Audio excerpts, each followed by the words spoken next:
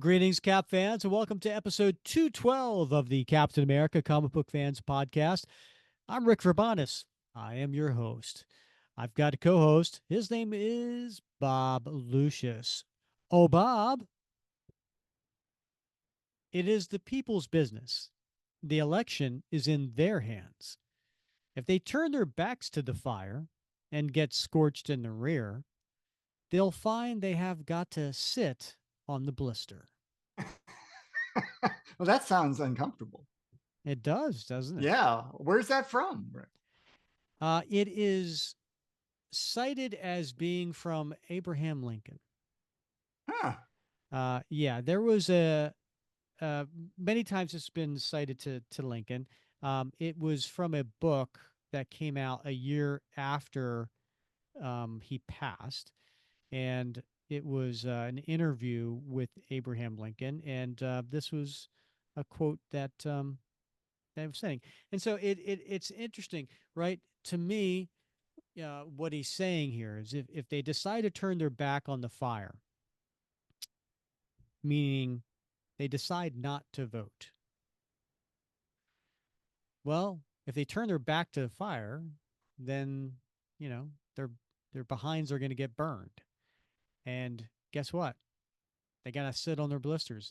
You can't complain if you Mm-hmm. didn't vote. Is Very. Basically the way I read this. That's a very earthy. It's a very earthy way to put it. But yeah, it makes sense actually when you put it that way.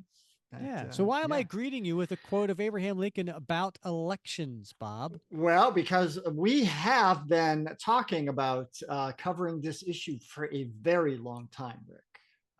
And it just so happens we have an election season that we're deep, deep, deep in the heart of and careening toward its final conclusion.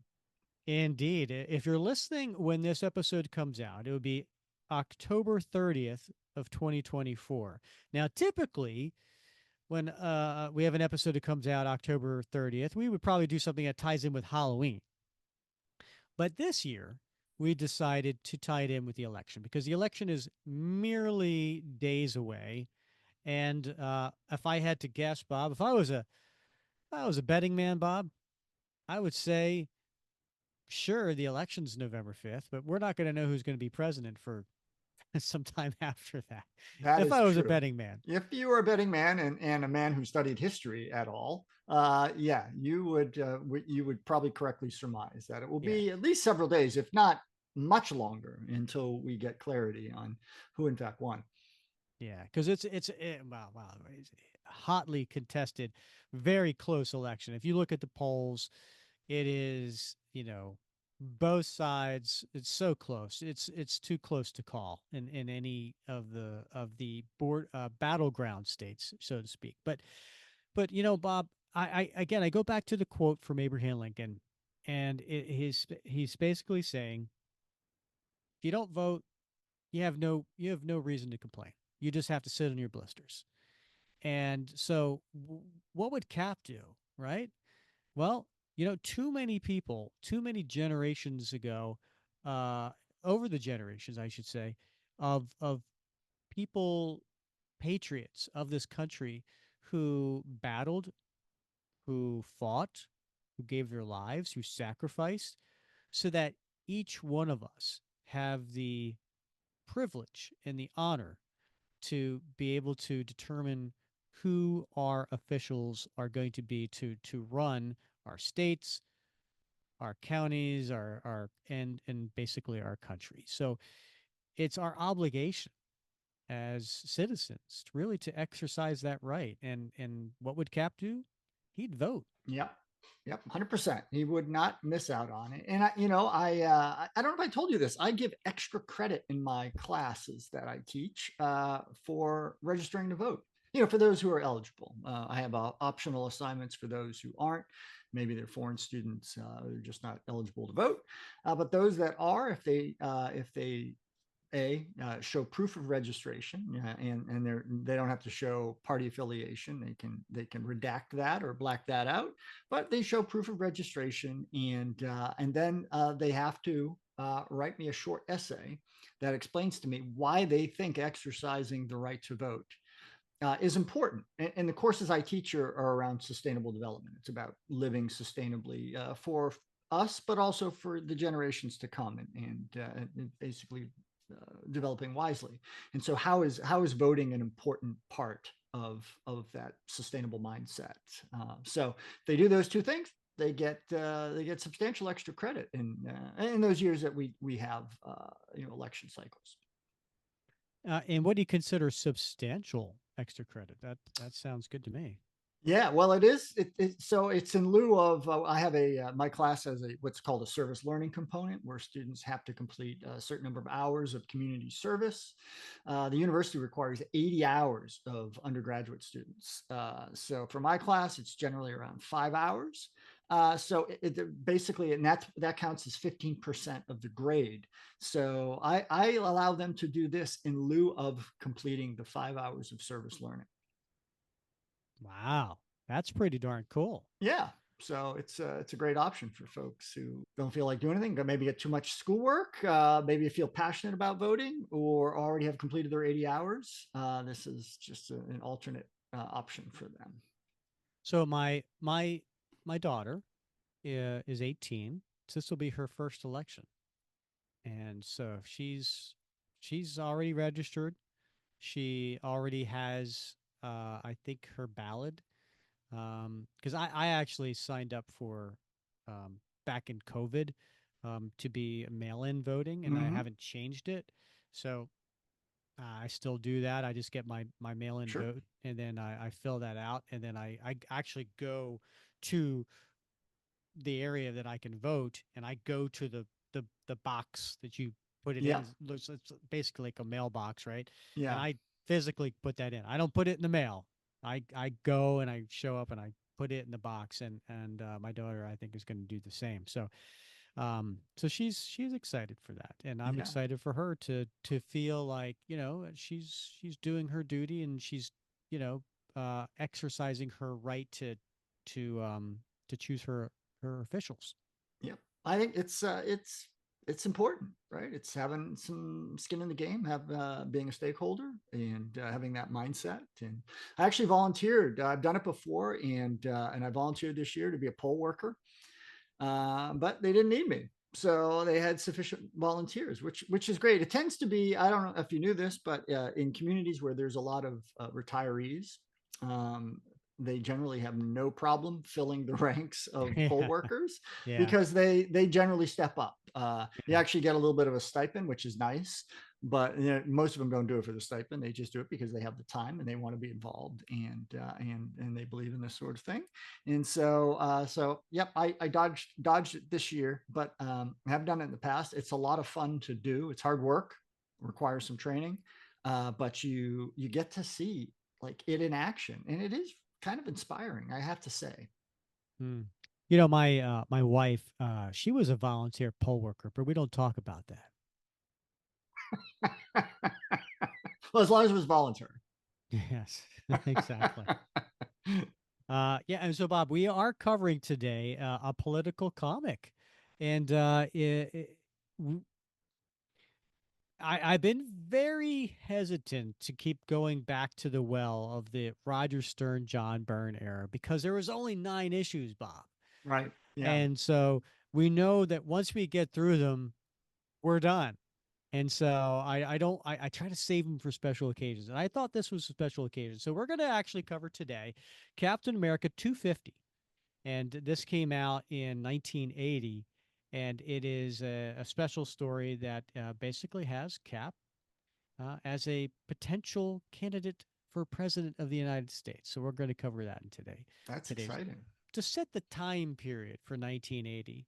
Um, this was a very interesting period, right? Because we have Jimmy Carter was the incumbent, and they were going through a really challenging time at that point, right? So there was the Iran hostage crisis, there was the price of gasoline, shortage that was going on.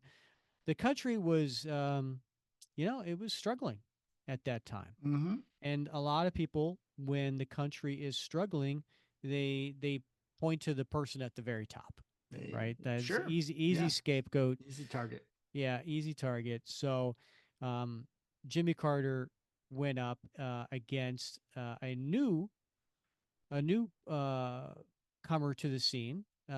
This was I think the governor of California, former actor Ronald Reagan, and Ronald Reagan was seen as a smooth talker with some interesting policies, and was able to really capture the heart and the the uh, just really was what's the right word, charismatic, Yeah. right? Sure. And Yeah. was able to really win over America and during this time. So it was an interesting because prior to that, we didn't really see actors and entertainers as politicians. Maybe there was somebody at some point Hmm. before that I'm just not coming to mind, but Ronald Reagan really was the first one, and so we talk a little bit about that in today's comic. Yeah. Yeah, those are all really good points. I mean, just the cultural milieu at the time in the summer of 1980, just as we're coming out of the primary seasons and the conventions are kicking off, just a perfect time, I think, for this issue to hit the newsstands, and I think I don't know, I imagine you plan on doing it. I think we're probably going to discuss the letter in the back, Mm-hmm. which discusses the Yeah. sort of where the idea behind this issue came from, and the powers that be thought now is the time for us to do this story. So I'm excited we're doing it because we've talked about it for a very long time, and you've been very patient and disciplined about holding your fire until you saw the whites of election night's eyes. Yes, I did. I wanted to make sure that we saved what little left we have of the Stern Burn era for a special occasion like this. Bob, I am a little excited. I did end up I'm a big Fred Hembeck fan. I know. Yeah. Yeah, eh, his when I see his art, it just brings a smile to my face, right? Yes. Because It's it's joyful. cartoonish, Yeah. you know. So I have a little collection here of Fred Hembeck cards, and they're all like Captain America related cards, and so uh, I I have I go up against several people on eBay when these Captain America related cards come up, right? And Yeah. because Fred Hembeck, he posts like five a day, every day, like clockwork, and I would love to get them all, but I'm focused on Captain America Yeah. and related cards. And so I have I don't know if you know this, I got a little bit of a nemesis out there when it Yeah. comes to Captain America art. Right. Yeah, I've heard that. Yeah. But I did end up getting, and this is somebody that you would appreciate. I did end up getting. Oh, Uh, that's awesome. yeah, a little Nick Fury. Yep, that's great. Yeah, I finally got him. I Yeah. finally got him. You know why I got him? Yeah. Do you know why? No, I don't know why. Because Alberto Gonzalez already had him. Because if there's a card out there that we Yeah. both want, Yeah. I don't end up getting it. Yeah. No, no. So luckily, Alberto already had that one, so I end up getting this. So, Rick, if the listeners weren't aware of it, you recently had a birthday. Yes. I mean, by the time this comes out, it was 2 weeks ago. But Well, that's yeah, recent. yeah. 52 So weeks in a year. So, okay, that's a good point. Yeah, my birthday was October 15th, and so, um, my wife did a really fun job, amazing job. She's so thoughtful, so sweet. Um, uh, Saturday night, we got together a little surprise dinner with a couple other couples, and had a really nice time. And then my actual birthday was on a Tuesday, so I worked all day and come home, and we went out for dinner. My wife and my daughter, who made a visit from her freshman year at college, to come and have dinner with us, and then we came back to the house, and there were some presents, and my son called. He shipped me a present, and it was really really nice. So then my daughter left, and it was time to open up my wife's present. And it was a card. And so she's like, "Oh, here's your present." And open up the card. Very sweet card. So, one of those three-dimensional cards, Nice. that Yeah. has things on it. It's like Yeah. flowers. Really manly card, right? Yep. So, but it was beautiful. I opened it up, and I'm gonna pause here. I'm gonna go back a few weeks. And so I go back into and Alberto, if you're listening, I love you. I He already knows the answer to this story. So, um, one of the things is it's like, listen, I personally, if I know somebody else is bidding on something and I don't have to have it, I'm gonna acquiesce. And like, I'm not gonna bid it up like you bid against other people, but I won't be the person bidding against you, right? And so there are times when, again, Alberto wants something, he gets it, right? And I'm kind of like, a little frustrated, but it is what it is. Especially since when it comes to like the big ticket items, right? I can't compete with Alberto on Right. a lot of things. Yeah. If it's on auction, if it's a fixed price and I just happen to get to it faster than him, then I luck out. But if it's an Yeah. auction, I'm generally not going to win, right? So I'm like, come on, let me have these 20, 30, 40, $50 things, right? Like let me Right. let me have these little ones, Yeah. right? Because I can't compete Throw with me you a on the other bone, one. man. Yeah, Yeah. right. Yeah, right. And it doesn't happen very often. So anyway, so he pings me, and there's a card that comes up, and it's so funny. It's like what happens is Fred, he posts on eBay roughly around noon Eastern time every day, 5 cards. And I go on during my lunch, and I'm hitting and I'm refreshing, and I'm like, okay, let me see. Is there any cap related? No. Every day. Is no, no, no. And then every once in a while, there'll be a Captain America related one. And I'm like, oh, I want that one. And then I'll, maybe bid on it. And then I'm the kind of guy who just like I'll bid on it, but then I'll wait to the end, which is a week later, and then I'll at the very end in the last few minutes, I'll start to hit it heavy. Like I don't want to Yeah. bid up the price in the meantime. Right. Yeah, Yeah. whatever. Yeah. So that's what happens. And then Alberto, and it was Baron Heinrich Zemo, Mm. right? Like Yeah. I have I have Helmet Zemo, Yeah. right? I have the dad, Yeah. but I don't have. That, Oh, I'm sorry. the other It one. was the other one. Yeah.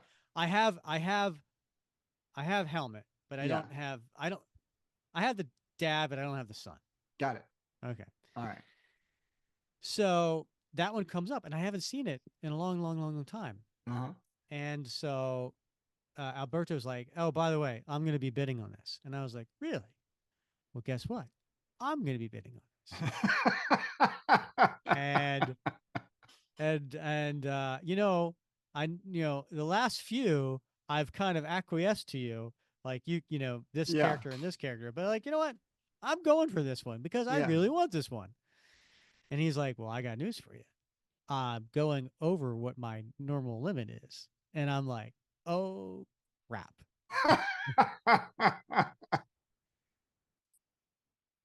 So, uh, several days go by, and again, I'm just waiting at the end. I'm like, I'm not going to bid this up. I'm going to wait to the end. And all of a sudden, in the day of, I see the price escalates, and then I see Alberto counters, and then it escalate, and Alberto counters, and I'm like, like these cards generally you can get them for less than $100, right? And I'd love it when you can get them for 20 or 30, but it's now 50, They have gone 75, up. Yeah. 100, Yeah. and I'm like, all right, I guess I'm out of this one. And I'm seeing it on the day of, and I actually am following it during my lunch, Yeah. the last remaining minutes. And I'm like, this is getting juicy, but I'm Yeah. out. Yeah. And it's like at 150, 160, 175, 180.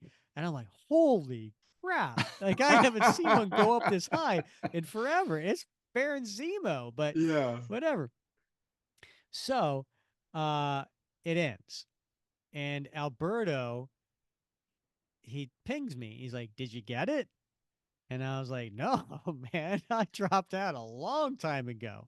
Yeah. I was like, he's like, yeah, I dropped out at like 177. And like at that point, it was too much for me. And I was like, all right, well, you know, but then in the back of my mind, I'm going, crap.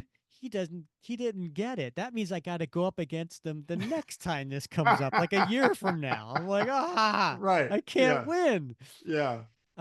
Anyway, so I think you know where this story's going. Yeah. Fast forward, and I open up the card from Meg, Yeah. and there's a picture of the Fred Hembeck Baron Zemo. Yeah. And she's like, it hasn't come in the mail yet, but Yeah. I'm the one who won it.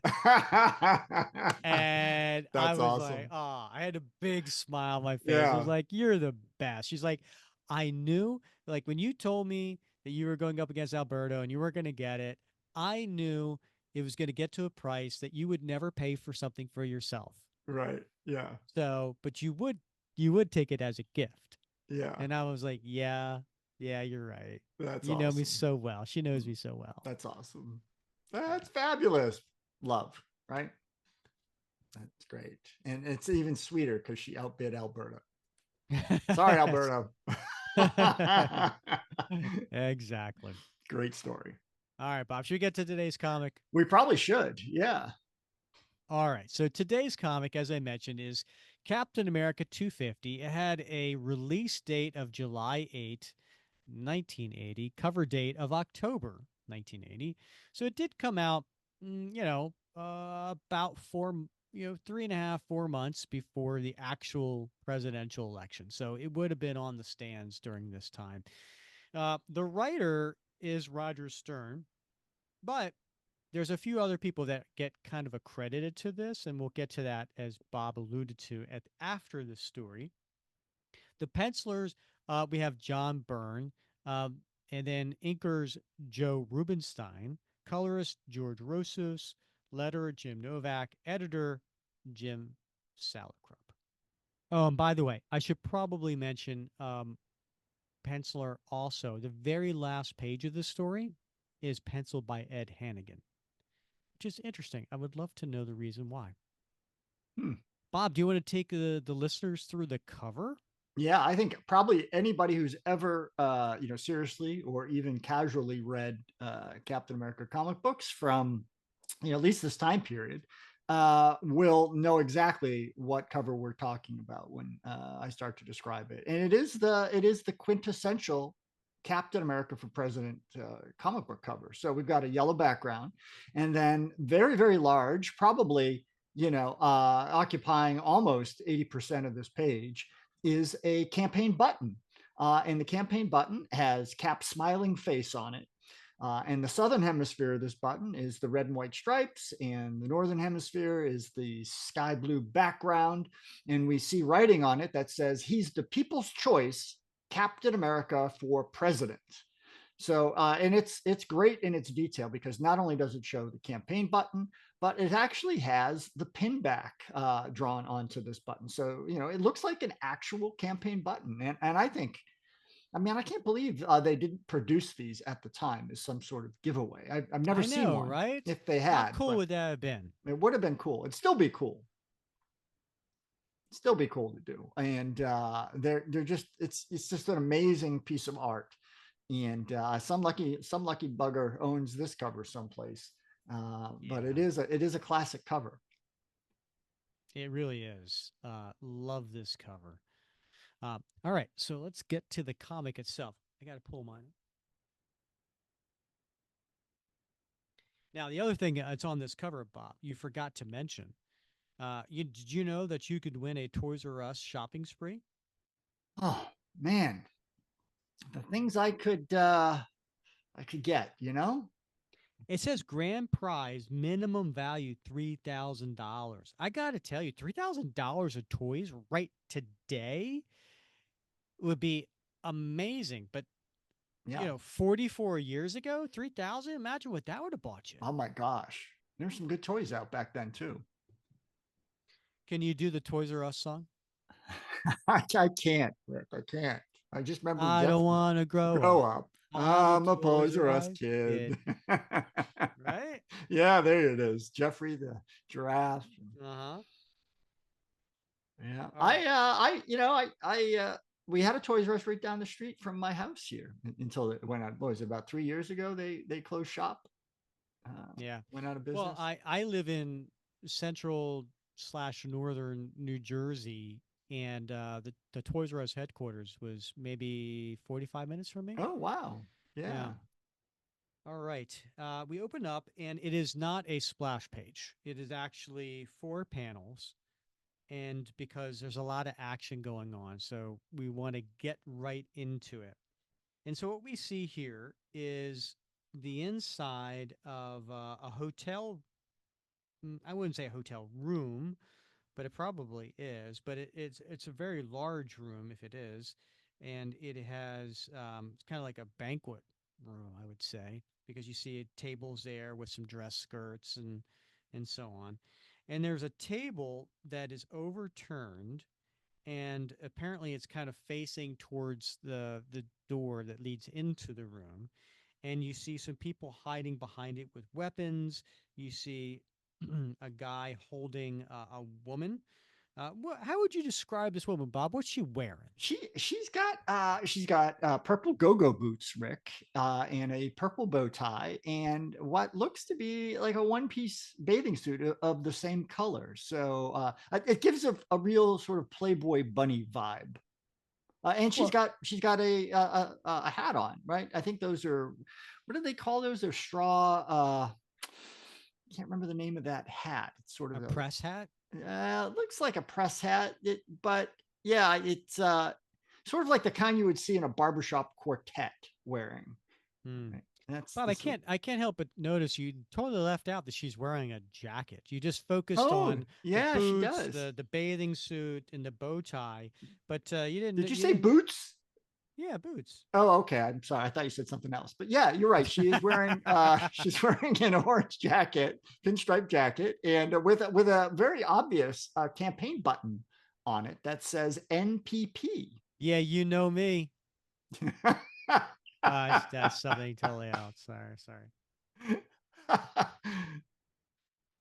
It's a sunny Saturday morning in New York City where a plush convention hospitality suite in a certain hotel has just been taken by force. This is the police. Throw down your weapons and no one will be harmed. The MLA never surrenders. And then he fires a gun, Bob. Bam! Hear me, police. We have your congressman and a hostess as hostages, and we are not afraid to die. Are you? Don't hurt me. Oh, please, please don't. For a moment, all is silent. And then things begin to happen very quickly. And then we see Captain America's round shield sideways facing us is going from left to right across over top of where the the the assailants are with their weapons, and they're all looking at the shield. Next thing you know, Captain America's bursting through the double doors. The starred and striped desk rips through the doors and across the suite, followed closely by its owner. Teeth gritted in determination, this living legend speaks not a word, launching himself forward with a speed that causes the room's occupants to gasp in awe and wonder. Turn the page. Cap is now on top of the assailants, punching them. He has crossed the room, vaulting over the makeshift barricade in an instant. To the terrorist, it seems almost as if time is standing still. The Avengers move so fast. As the first gunman goes down, his hostage mouths a silent prayer and drops to the floor. Seemingly without effort, this one man strike force takes out the second terrorist and sets his eyes on the third. And that final gunman, despite his boast, feels his blood run cold. In such a situation, most men would hesitate, fearing to make another move, lest the hostage be harmed. But this man is the veteran of 1,000 battles. He knows exactly when to act so that the life is saved and the terror is ended. He is Captain America. No more need be said. And at this point, he's jumped over the table, he's punched one, he's kicked the other, he bounces and ricochets up with a kick to the third. All along, his shield is still sticking in the wall from where he threw, apparently, as a distraction. The battle is over 3.7 seconds after it began. So imagine everything I just described, Bob, but in 3.7 I know. seconds. I love that. I love the precision in that. And then coming in through the door is a load of policemen, as well as a uniformed, well, not uniformed, I would say.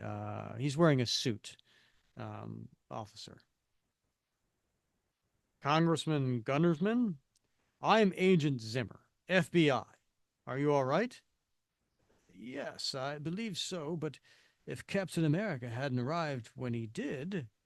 And then there's Cap standing there, holding in his arms, and her head is at chest level because he's that much taller than her, is the woman that you so called a Playboy bunny. He's holding her in his arms, consoling her. She is the hostess with the mostest. I was glad to lend a hand, sir. It's just lucky I was in the area when this ruckus started. There, miss. It's all right. I'd like to add my thanks, Cap. There's no telling how many lives we'd have lost if you hadn't stepped in. I just wish encounters like this weren't necessary, Zimmer.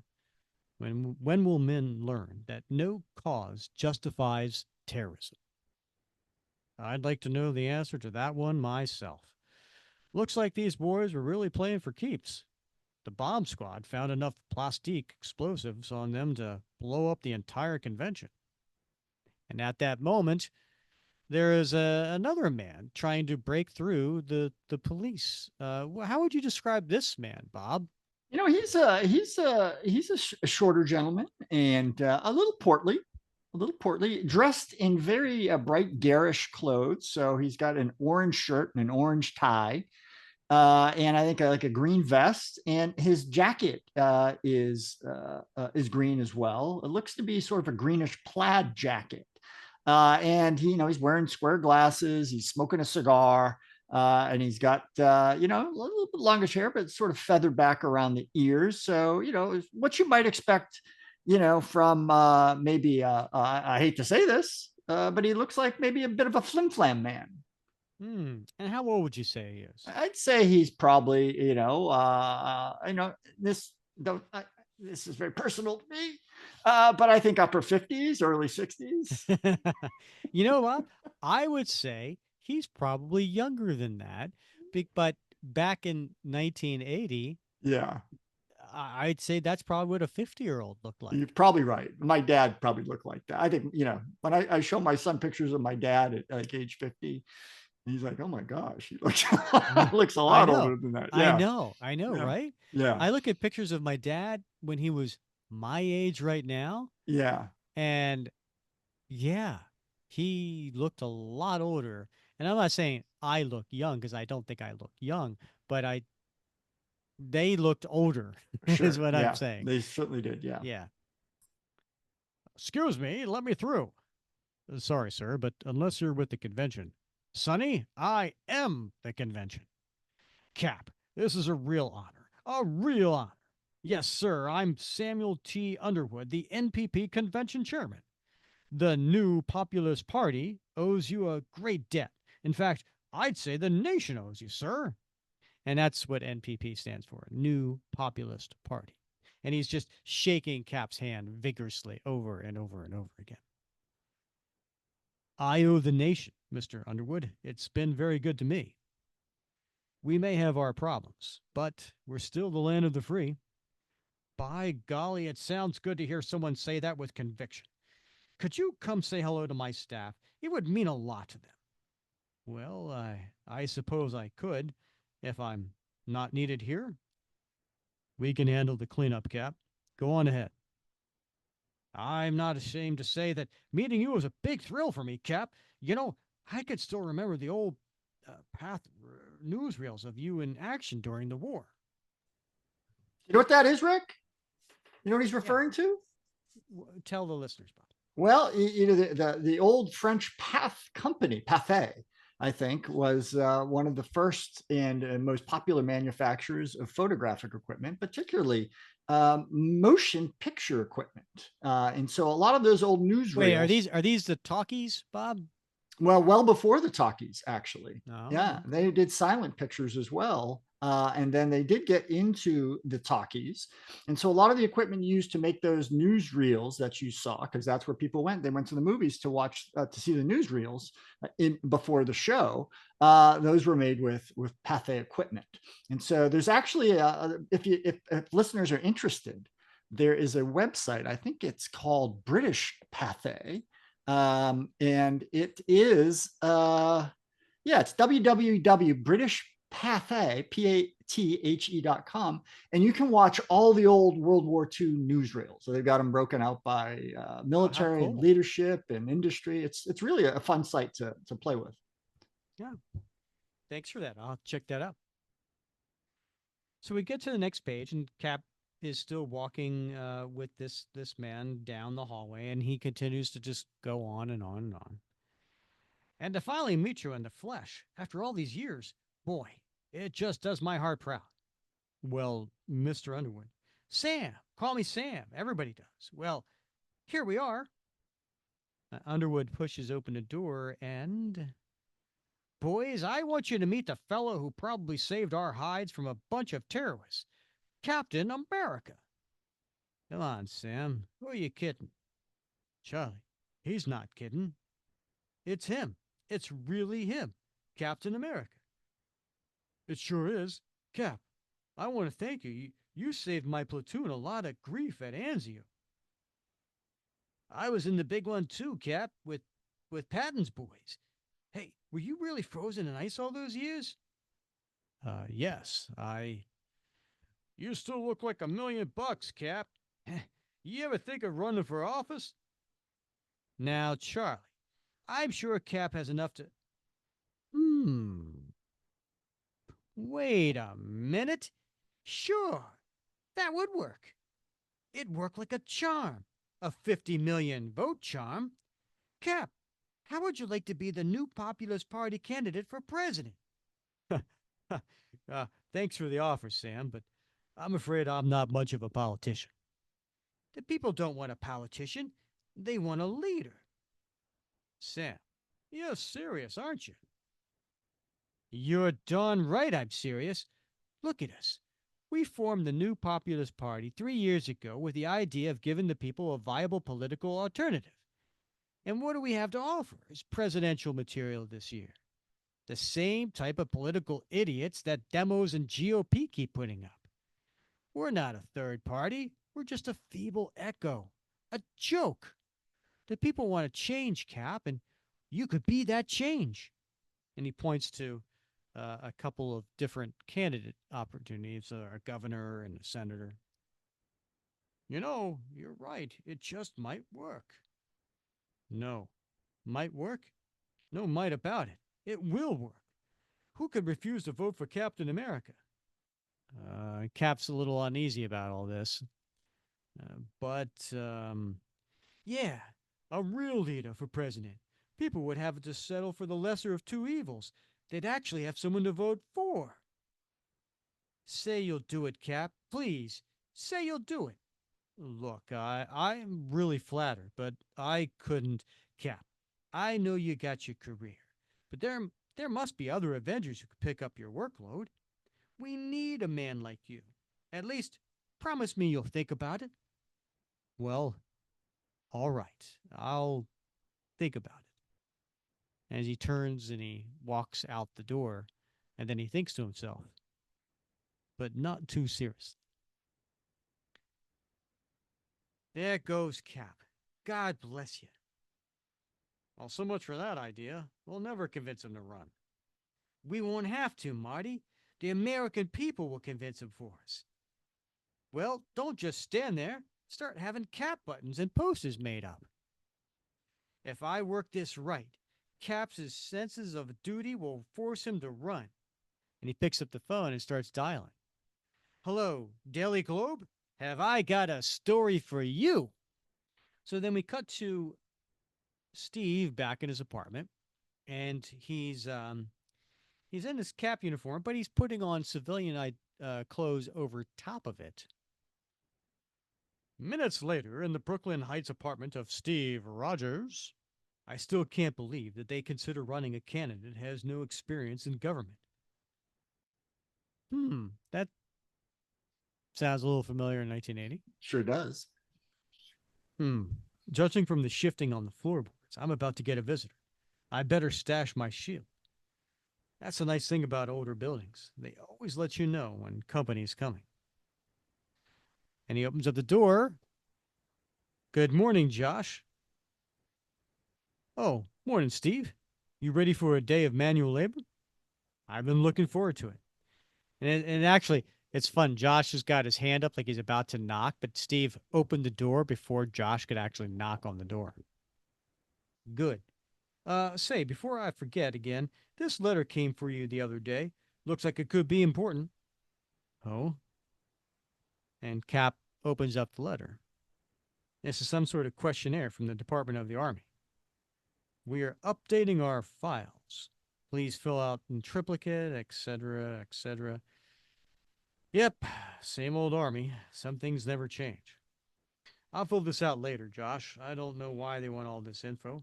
But knowing the Army, I doubt that it's very urgent. And then he puts it on the table and he leaves his apartment, closing the door. That seems like a little bit of what's the right term for that when they drop a hint of A little something. foreshadowing. Foreshadowing. Thank you. Mm-hmm. That's exactly what I was looking for. And so we see Josh and Steve walking down the outside steps of the apartment building. And who do they see, Bob? It's Bernie. It's Bernie. Yeah, Bernie's your favorite. she is. Yeah, Yeah. I like a little Bernie. You know, Bob, did I tell you? I picked up recently. I haven't gotten in the mail yet. It should be any day now. I picked up a page with Bernie on it. You didn't mention that. No. Yeah, I'll share it in the Facebook group. But you know, it's only so often.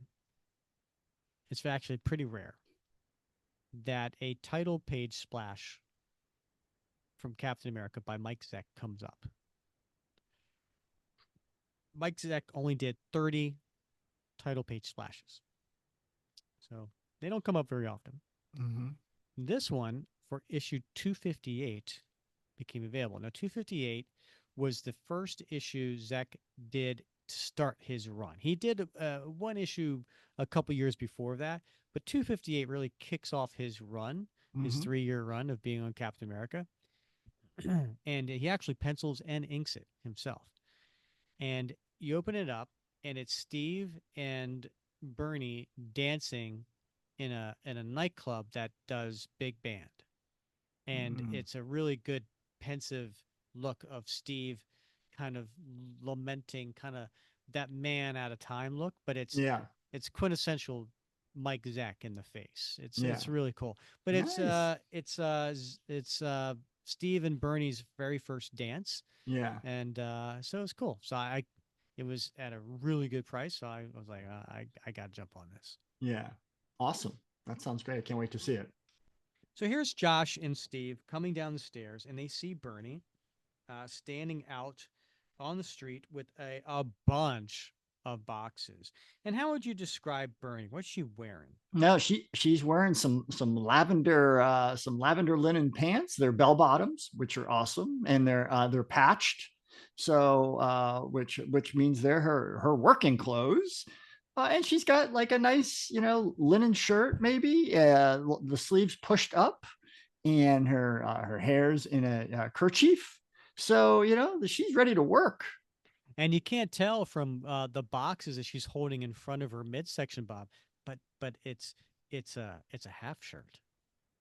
Oh my, Yeah. yeah. Have no fear, Lady Rosenthal, 'cause Cooper and Rogers are here on the ball.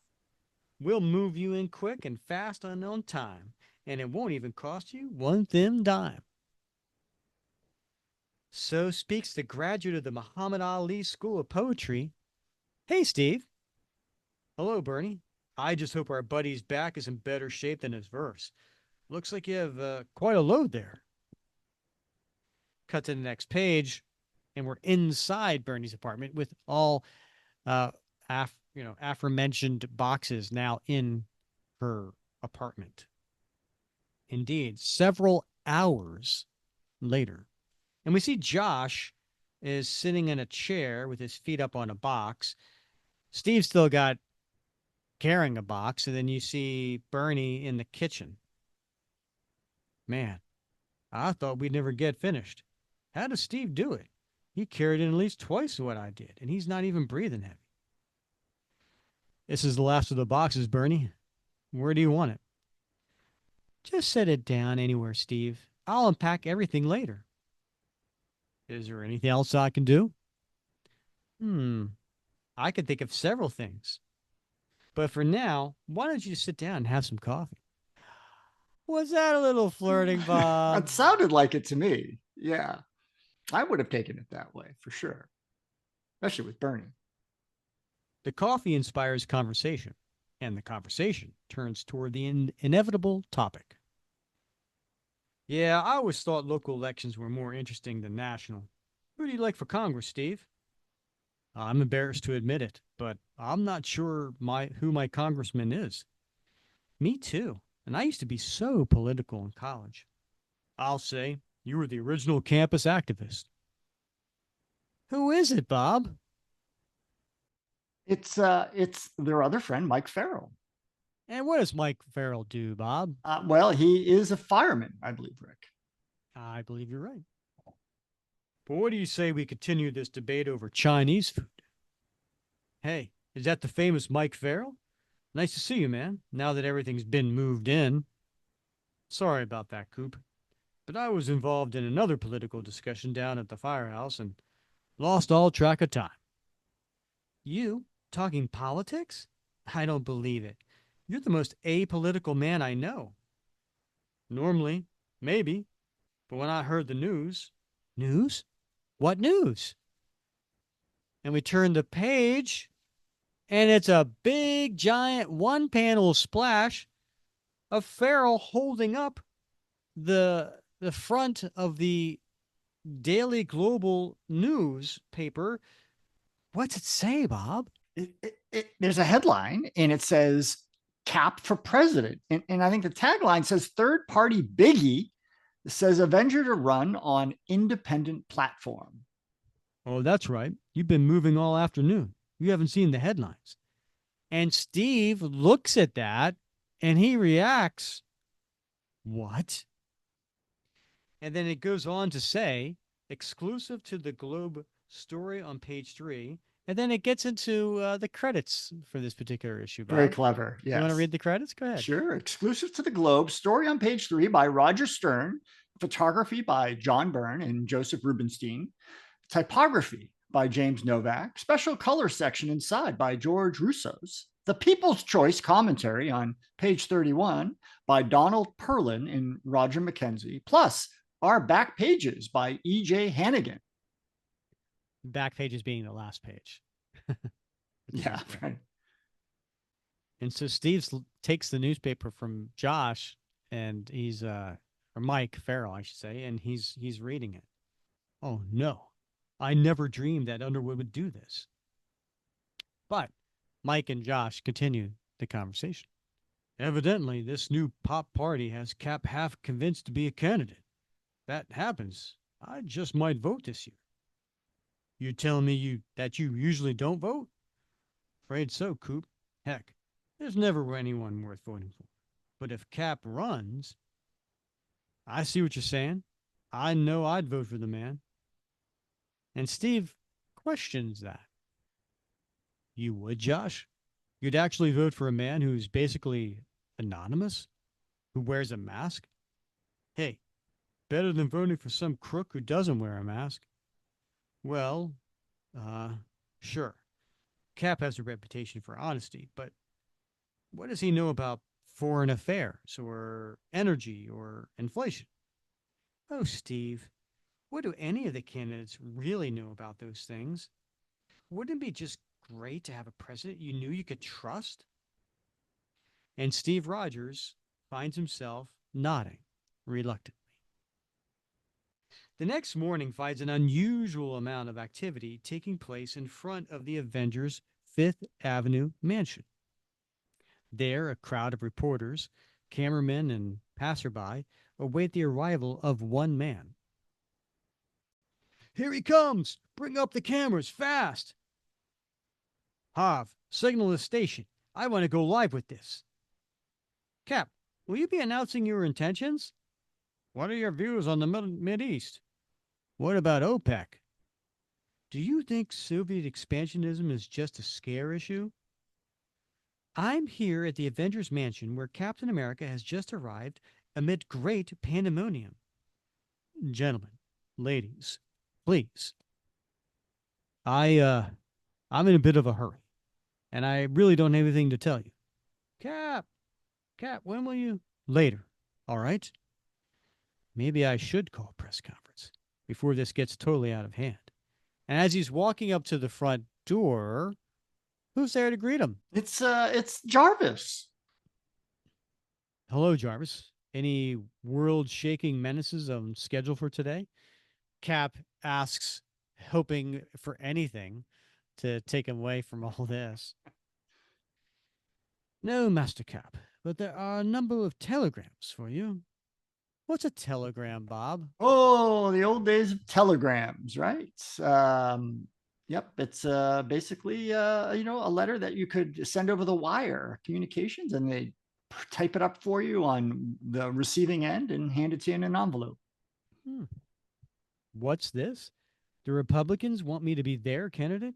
And and the Democrats too? This is unbelievable. Jarvis, is the world going crazy? What's next? And then who comes hopping in, Bob? The Beast. It's the blue furry beast, Yeah. a member of the Avengers and former member of the X-Men. And he's singing, Happy days are here again. Hiya, Cappy. I heard the good news, You and know, that was the campaign song in 1932 for FDR. I do know that. Yeah. Yeah. Happy days are here again. Da, da, da, Chicken in every pot. Well, that was yeah. Hoover. I heard the good news. I'm ready to hit the campaign trail. And he's swinging a miniature American flag, and he's got that same type of hat that the Playboy Bunny was wearing earlier, but this one has got like American flags all over it. I can guarantee that you'll sweep the mutant vote. And then, of course, there are my lady friends. Their votes alone should carry New York. Oh, no. And Cap just plants his face in his hand, and he's just smiling. He's like smirking away. Yeah. Beast, I'm not a candidate. Not yet, maybe, but you will be. Won't you? Why ask me? And Cap just walking away with his hands in the air. I'm only the man who's supposed to be running. Who'd have thought so many people would believe that they read in the Globe? If anyone needs me, I'll be in the library. Next page, and Cap's heading into the library. And who does he see? Well, we have Iron Man, and we have Wasp and Vision. And not just any Iron Man, it's the classic Iron Man. It's the red and yellow Iron Man in the classic Vision, his green and yellow outfit. But not necessarily the classic Wasp because, she changes her outfit like all the time. What outfit is she wearing? Well, I'm not all that familiar with this outfit, Rick, but it is a white bodysuit, but her left leg is bare and her right arm is bare, and it's white with blue trim, and it's got sort of a neckline that spells W. Well, Iron Man, Wasp, Vision. Good morning, all. What brings you here this morning? Actually, we were discussing you, Cap. And he's holding a newspaper. Arguing is more like it, Iron Man. You're just in time, Cap. They were ganging up on me. And the Vision, who's sitting in a chair very pensively. Now, Jan, we were merely pointing out the weaknesses of your position. I'm sure you can guess what the coffee clutch is all about. You're not serious about this presidential nonsense, are you? Well, I'd hardly call the presidency nonsense, but you tell him, Cap. He's probably jealous because they didn't ask him. That is hardly a rational conclusion, Wasp. After all, our man has asked to step down as Avengers chairman. I hardly think has public office in mind. Oh, I was just teasing, Vision. And then I like these next three panels because what we see is Byrne showing just actually a third of Cap's face, and we don't even get to see his nose, right? And we just see his expression as various Avengers come up behind him over his shoulder, offering their unsolicited opinion. Come on, Cap. You of all people should know better than getting mixed up in politics. You know the kind of red tape and corruption you'd be faced with. Yes, I know. Oh, don't listen to him. You're just the kind of man this country needs. People look up to you, respect you, trust you. When was the last time we had a president like that? Cap smiles. Thank you, Jan. But, and then Vision adds his 2 cents. The question is not one of respect, but of qualifications. You are a man out of time, Cap. 1940s solutions will not work for today's problems. Look, none of this candidacy was my idea. I appreciate your advice, but I'm like Iron Man. I can't believe anyone is taking this seriously. And then Jarvis opens up the door. Pardon me, Master Cap, but the White House is on the phone. They wish to know if you'll be needing Secret Service protection. Yeah, of all people, Cap would Right. need it, right? Love it. Yeah. Jarvis has a smile on his face too. So And Cap just puts his head down, turns, and leaves the library. What? You mean the president considers Cap a viable candidate? He should, Master Ahmed. His party does. What should I tell them, sir? Tell them I have a lot of thinking to do, Jarvis. Meanwhile, on the sidewalks of New York, and then we see various people giving their thoughts on the fact, hearing that Cap may be a president candidate. We asked passerbys their reaction to reports of Captain America's possible candidacy. It's the best news I've heard since the moon landing. I remember Cap from the war years. He's just what we need. I'm sure he'd be a good leader, but we know so little about him. Where does he stand on minority rights? On aid to education? On housing? Give me a break. This is just another attempt by the CIA to fraud the electorate. I don't even believe there is Captain America. I mean, I've never seen him. And then we cut to Dum Dum Dugan and Nick Fury. By the next day, the subject of Cap's candidacy is on the minds of all manner of people. And here we are. We see Dum Dum Dugan and Nick Fury. What do you think, Nick? Dum Dum, I think I better make sure I'm registered. And then we see Daredevil. Well, he'd probably make a better president than Foggy made a district attorney. And then we see Spider Man. He's upside down, hanging from a web, reading the newspaper. Funny, I never thought of Cap as the political type. And then we see Doctor Strange sitting in his chair, but the newspaper he's reading is just floating in the air in front of him. Interesting. I pray to Vishanti that he makes the right decision.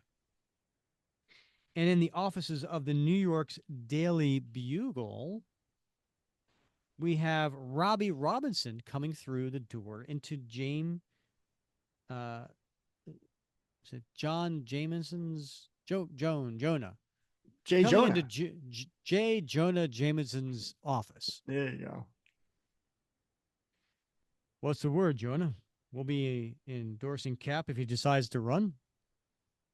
I don't know, Robbie. I just don't know. He looks out the window.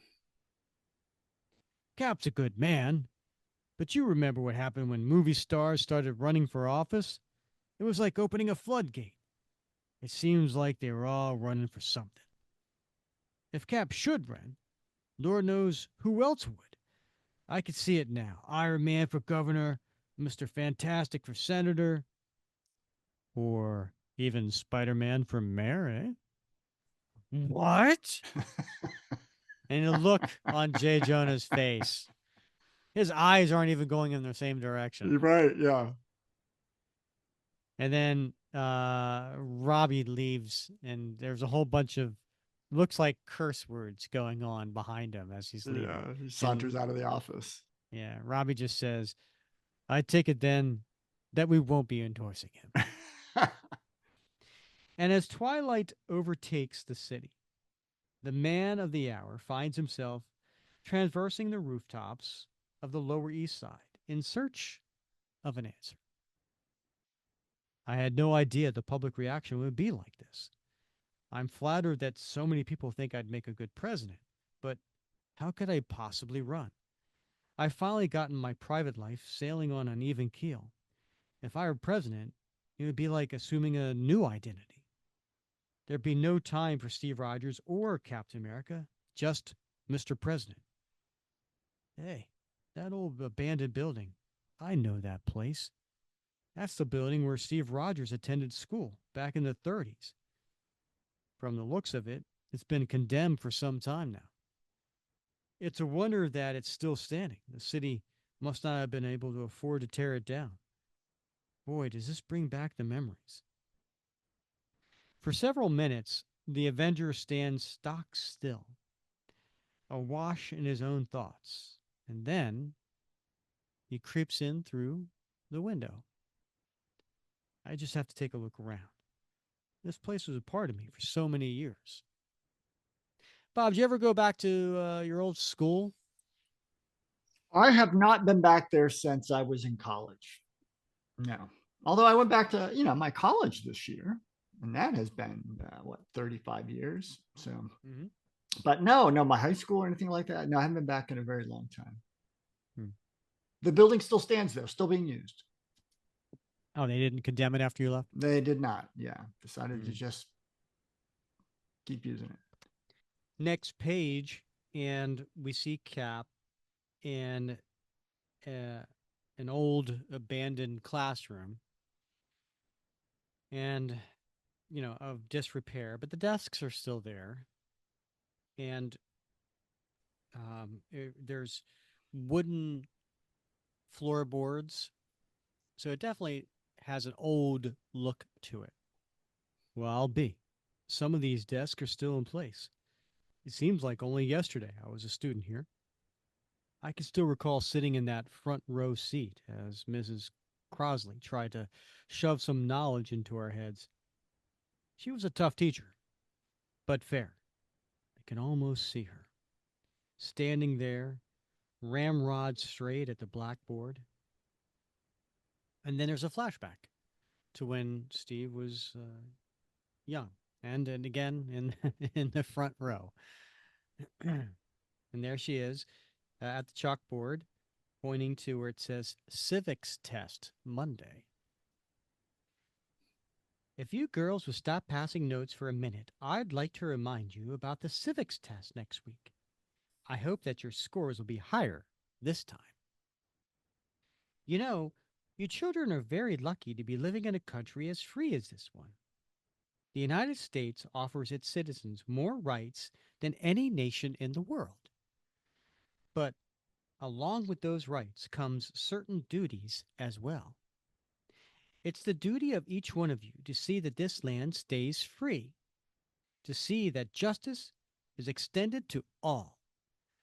Now, I know that many of you, your family, and are having a hard time making ends meet, and things may well get worse before they get better.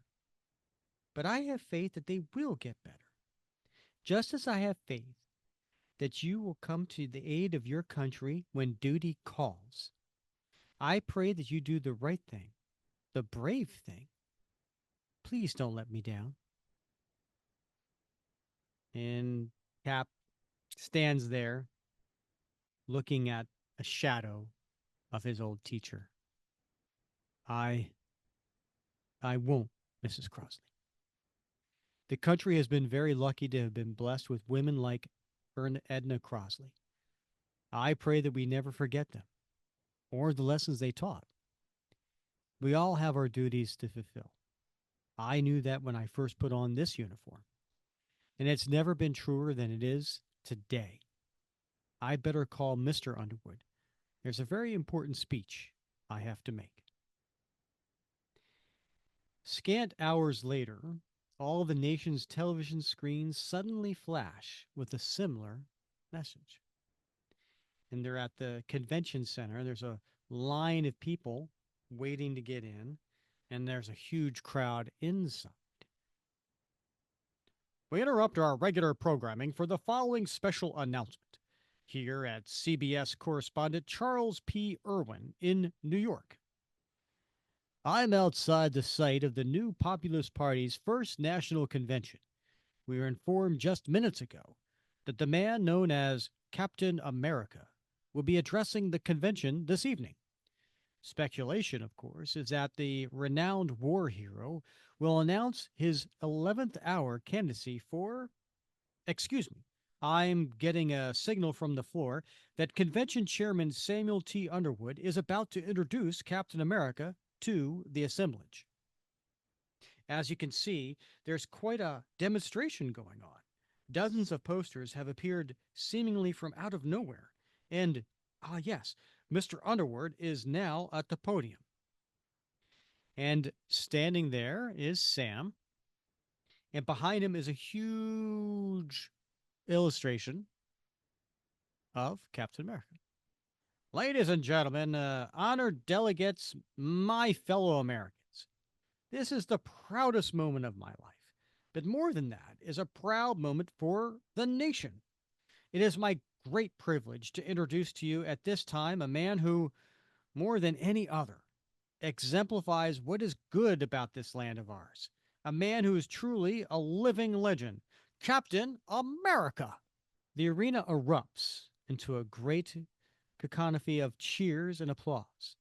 It is several minutes before the red, white, and blue Avenger can make himself be heard.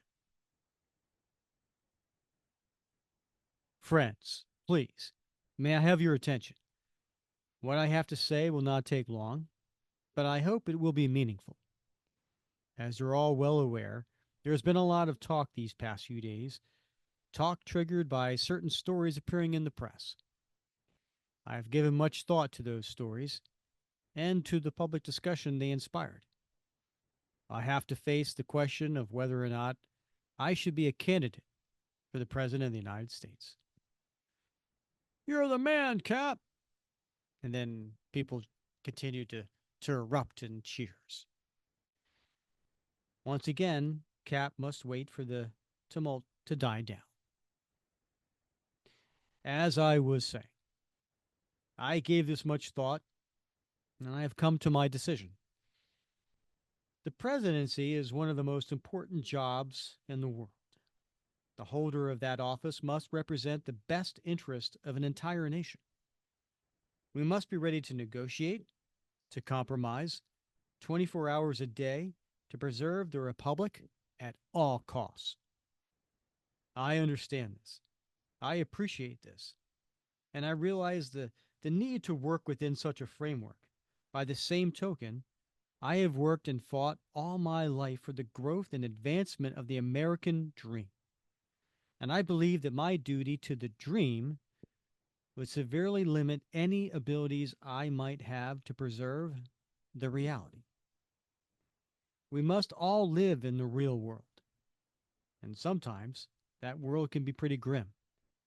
But it is the dream, the hope, that makes the reality worth living.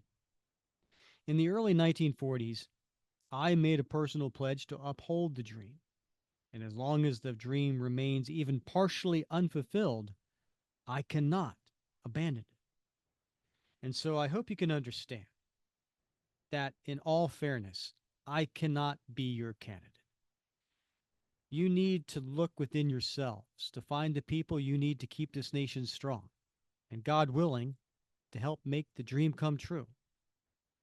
The courage of life is often a less dramatic spectacle, but it is no less a magnificent mixture of triumph and tragedy.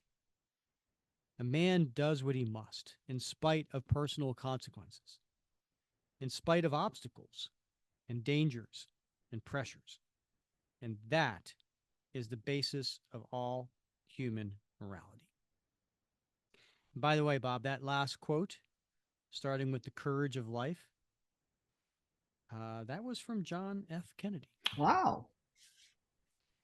And as we hear this, as Cap is speaking, and he disappoints the crowd, he walks, and everybody puts down their signs, and they kind of start to disband.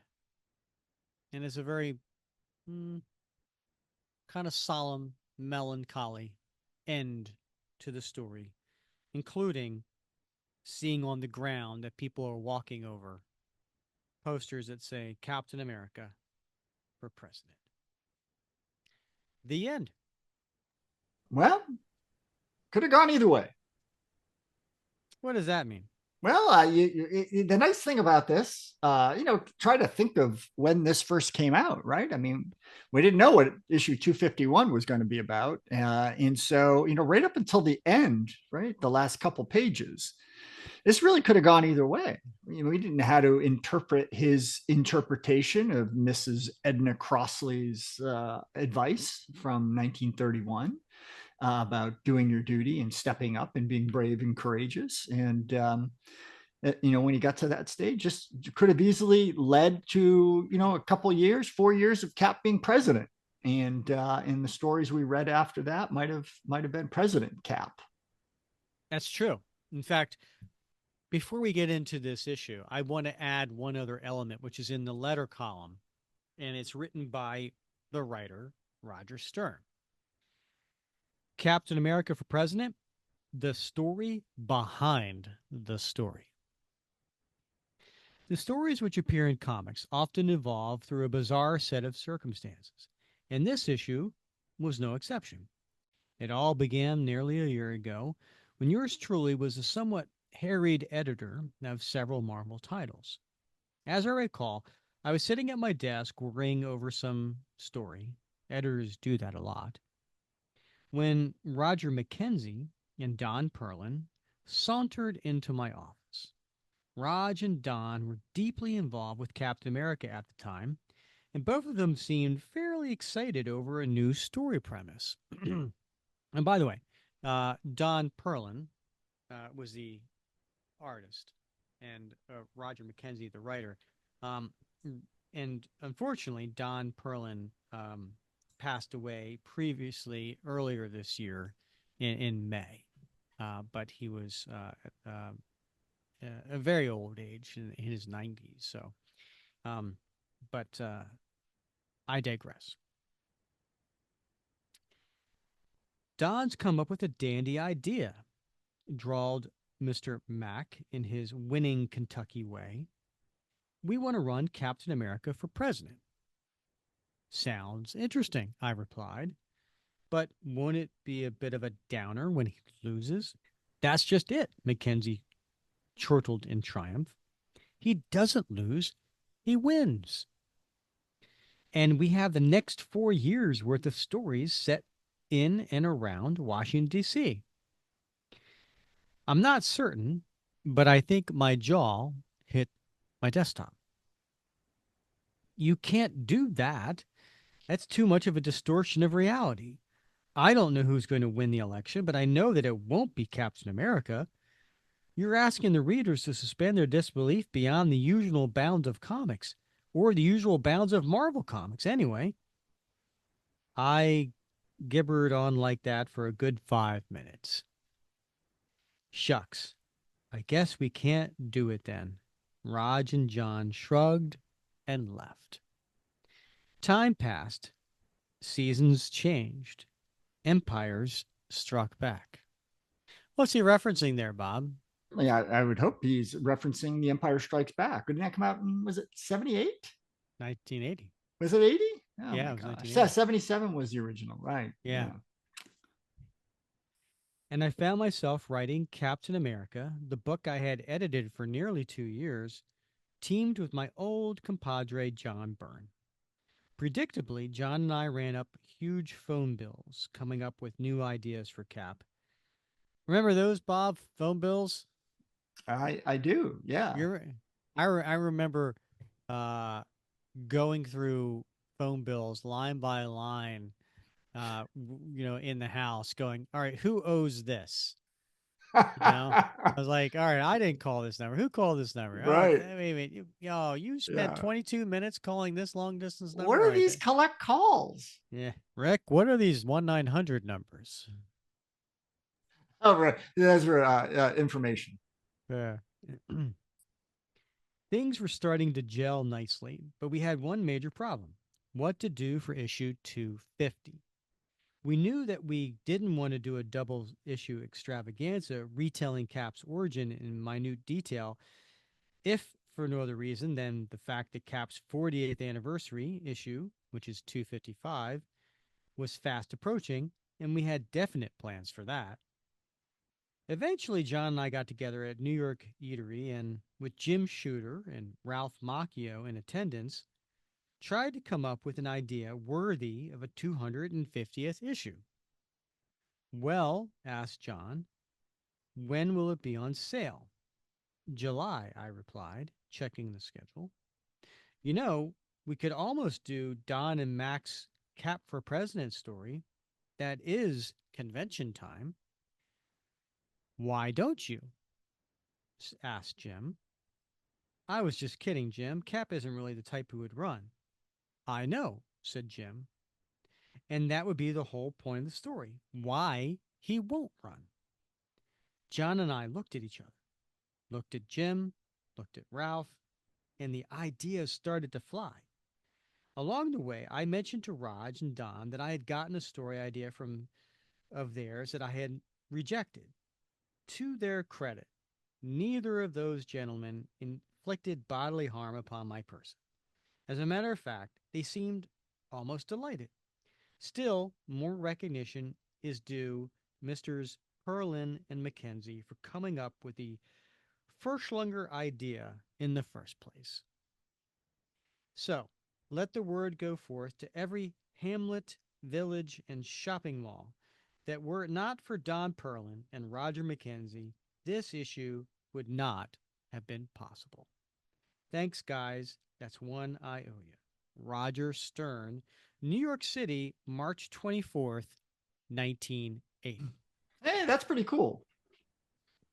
So you were dead on, Bob. Like, we Mm-hmm. could have had a story for 4 years. We didn't know when we first read this how it was Right. going to go. And which way it would turn, right? So I'd like to talk about this story just for a minute. Mm-hmm. I do really appreciate Jim Shooter coming up with that question. You know, why? why would Cap not run? And the story that Roger Stern came up with at the end there, we Cap got out and gave a one of his speeches. And this was a good one about he represents the American dream, which is not the American reality. And I think that was important. I think it was important to note that even Cap recognized the difference between the American dream and the American reality. Right. And because that sometimes comes up, sometimes a um a criticism of Captain America is he's not realistic. He's a dreamer. He Mm. thinks about, the country that doesn't exist, never existed, never will exist. But that's part of the reason behind what Cap does, right? Is we have to have a North Star. We have to strive for something. And it's even better in my mind that Captain America recognizes that it's not the reality. Hmm. And I like that about this story. Yeah, I think that's spot on, Rick. Yeah, your insights, I think, are, as I said, right there. It's aspirational, right? Cap is an aspirational figure. The American dream is aspirational, and he recognizes that you can't be both, right? You gotta, being a politician is about compromise. It's about incremental, evolution. It's not radical, evolution, right? You got to build consensus. You got to bring people along, and to do that and to be that aspirational North Star, those are two very different jobs, and they may not be commensurate, right? They just, maybe he felt like he couldn't do both.